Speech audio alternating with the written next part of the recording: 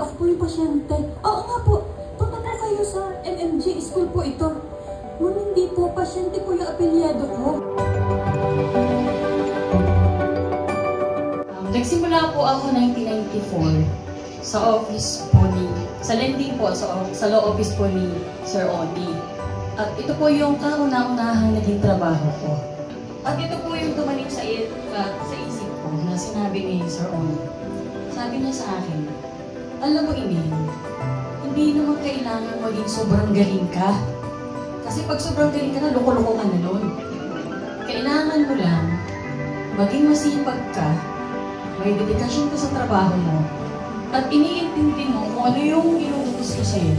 Hindi ka magkakamali at magagawa mo ng maayos yung trabaho mo.